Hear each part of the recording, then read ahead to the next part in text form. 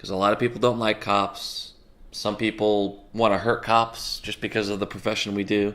Whether or not we're a good person personally, it's, based off the profession. Police officers everywhere see things that most of us can't even imagine, and they are constantly running toward danger so that the rest of us can run away from it. From ghosts to possessed people to some very real people in trouble. On today's top 10 list, I'll be covering haunting words heard by police officers. Starting off this list in our number 10 spot, we have Kyle's story. This story comes from an officer named Kyle Broadus, and he starts off by explaining that one person who they regularly get calls from is an older woman in her 80s. She struggled with remembering to take her medication, which would often leave her hallucinating that children were in her house and that these children were moving her belongings around and making noise, which is why she was calling the police. So Kyle has been to her house many times for these calls, and one day he was talking to her in the dining room of her home, and he could tell that she was a little annoyed and irritated because she could see the children so vividly, but Kyle obviously couldn't. This is when she looked at him and said with a really concerned tone, "You can't see him? He's been staring at you for 10 minutes now and grinning." And then she pointed to a spot that was only 5 feet away from where Kyle was standing. Kyle said of course he knew it was just her hallucinations, but he said that the way she said it was so creepy, and honestly I can't blame him for feeling like that. I feel like I can just imagine how this scenario went down, and I definitely would have felt the same way. In our number 9 spot today we have this OPP story. This story comes from someone whose dad was an Ontario provincial police officer for several years. A while ago he was working a night shift when he heard what no one ever wants to hear, which was someone yelling for help. He did exactly what he's supposed to do and of course went to go and check it out. This is when he gets to the scene and sees an entire house engulfed in flames and a woman standing on the roof yelling for help. This officer was able to climb up the side of the front porch and up a steel rail banister in order to help this woman to safety, but she then informed him that her husband was unfortunately still inside the home. The officer went back up and headed inside the home,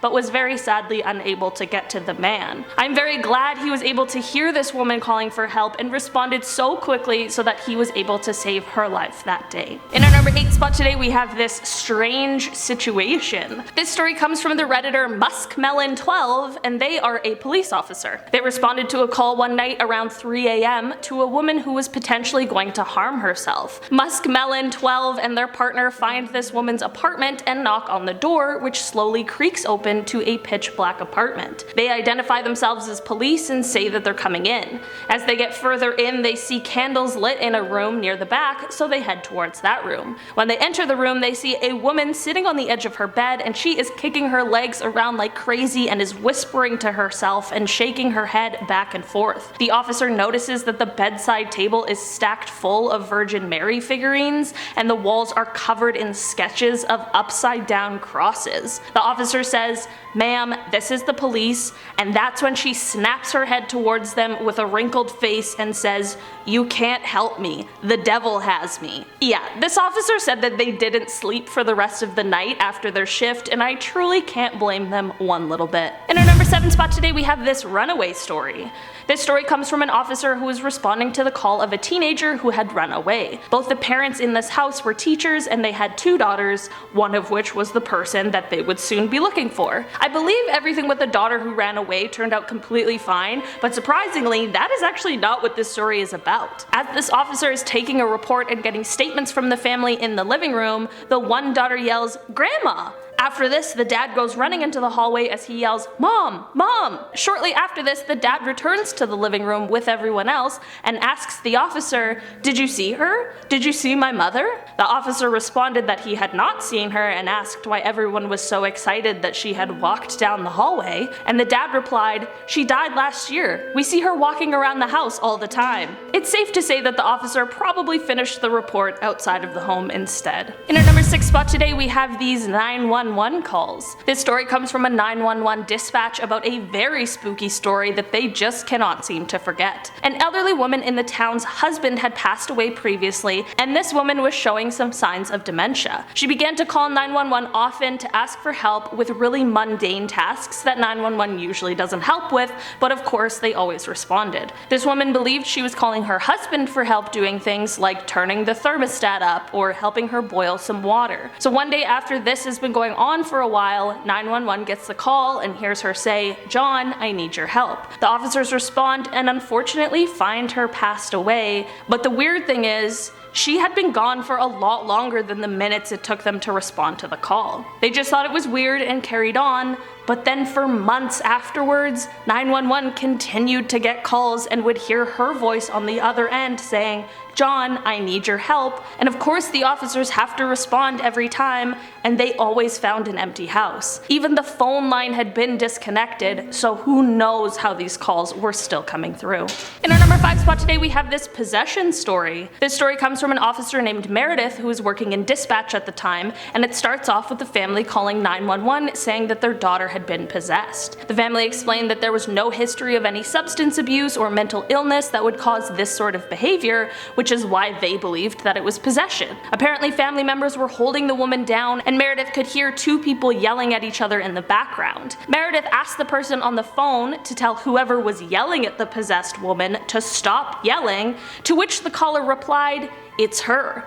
Meredith said that she knew that the woman was yelling, but whoever was yelling back at her should stop, and the caller said, "No, it's her, both of the voices." Meredith was absolutely shocked and could not believe what she was hearing. She said she could distinctly hear a woman yelling and an adult male yelling back. She also said that both voices were screaming in a different language that she couldn't understand, but that she absolutely knew it was 2 totally different voices. Meredith said it made her skin crawl, and she has never been able to forget that day. In our number 4 spot today we have this abandoned hospital story. This story takes place in an abandoned hospital, of course, at nighttime. The city had built a new hospital, and this one had just been totally abandoned, leaving everything in place, even half-drank coffee mugs. This officer was at the hospital and found himself having to turn off lights he swore he had turned off already. He was doing rounds of all of the floors when he heard footsteps above him. He took the elevator up, which I'm kind of surprised by, but as he's in the elevator, he can hear talking and giggling that gets louder as he goes up. I personally would have been out of the building already if I heard that, but of course this officer needs to continue checking everything out so that he can ensure the building is clear. After he gets off the elevator, he searches the floor high and low but can't seem to find anything. Just as he's getting back on the elevator, all of the lights on the floor turned back on behind him. I honestly don't know how he continued to go back there after that day, because I certainly would not have. I know this one wasn't necessarily haunting words and more like haunting sounds, but I definitely feel like in this case it still applies. In our number 3 spot today we have this idling car story.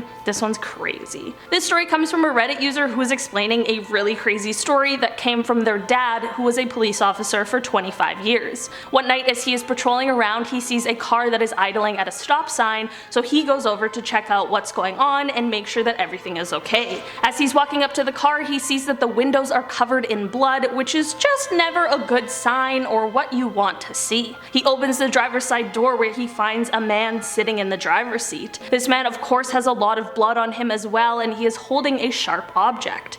The officer asks the man if he's okay, and this guy says back to the officer, "I couldn't stop the buzzing sound, so I cut my ears off." I truly couldn't imagine how anyone could stay calm in this situation, but the officer of course did, and the ambulance arrived shortly after in order to help this injured man. That is definitely on the list of things I wouldn't have suspected an officer to hear on duty, but I'm very glad that this officer stopped and that this guy was able to receive the help and medical attention that he needed. In our number 2 spot today we have John's story. This story starts off with a family calling 911 because a guy in the family, who we'll call John, is having some sort of psychiatric episode. They arrive at the home and John is in his room rocking back and forth, and there is blood smeared all over the walls, which would be absolutely frightening. They explain that it honestly looked like a scene from a horror movie. They call John's name a few times, trying to get him to look over at them and respond. Finally, John stops rocking back and forth, glances at them, and then back at the ground. This is when they walk over to John to try and get him to an ambulance, and they say, "Alright John, time to go," and without missing a single beat in what they described as the most demonic sounding voice they've ever heard, John responded with, John's not here anymore. This whole thing honestly sounds like it came straight out of a horror movie because that would be absolutely terrifying. There wasn't any follow-up to this story unfortunately, but I truly hope John was able to get the help that he needed that day. In our number 1 spot today we have this dying declaration story. This story comes from a police officer on Reddit who goes by the username LXIV. This story comes from a time when he was responding to a call where a woman had unfortunately been hurt very badly. As he arrives at the scene, the victim is really struggling and he is trying to keep her stable until the paramedics arrive. So there is a law in court that you can't testify on behalf of a witness and explain what they said that they saw. The witness has to testify themselves. One of the only exceptions to this is if the witness passes away or believes that they are about to pass away, but they were able to give the details of the event in their final moments before passing. Then the person who heard these words is allowed to testify on their behalf. I hope that made sense. So, this officer is trying to keep this woman stable, but really feels like it doesn't look good for her. This officer needed to confirm that this woman believed she was about to pass away in order to be able to testify to her dying declaration, so he asked her 2 questions. The first of which was, who hurt her, which she answered, and then the second was, do you realize that you may be about to die? At this point, their eyes locked and she responded, yes. You guys, I know it's just one word, but I can't imagine being in that situation. Luckily, this story has a very happy ending though, as the woman actually ended up surviving and the person who hurt her was caught without anyone getting injured further, which is just the best news to this very eerie story. Alright guys, that has been our list for today. Thank you so much for checking it out, and thank you to all of the police officers out there who keep us safe every day. You are very much appreciated. I've been your host, Olivia Kozlowski, and I'll see you next time. Bye guys.